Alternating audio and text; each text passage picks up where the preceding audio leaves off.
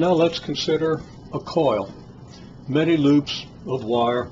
So we have a wire that comes, starts here and goes through a lot of loops, ends up coming out down here. We put that into a series circuit consisting of some kind of a voltage source. We'll put a resistance here because we don't want everything to melt down, although your source probably has an internal resistance and the coil probably has some actual resistance. Still, put a resistor in there to indicate that there's resistance in here, which limits the amount of current that you can get out of the voltage. So we got a switch here. We close the switch and we push current this way. Actually, we're pushing negative charges this way most likely, but we push current in this direction. What happens? Well, we get a current.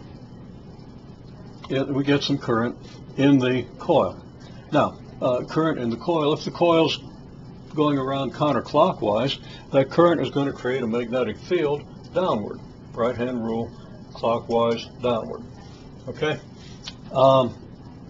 That magnetic field is going to change as the current builds.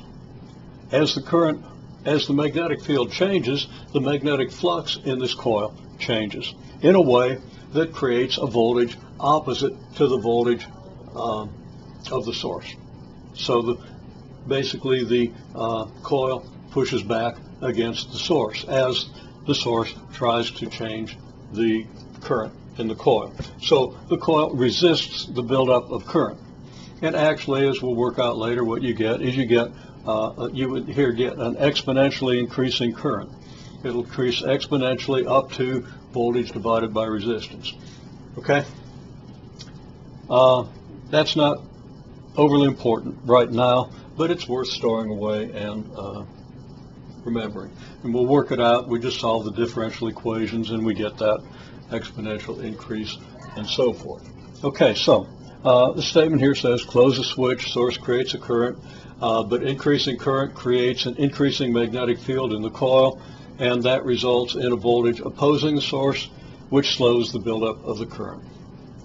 Now, the voltage of the inductor, and let's see if I can find a piece of chalk of the right color. Okay, voltage of the inductor, and I'll use L. This is the voltage of the capacitor.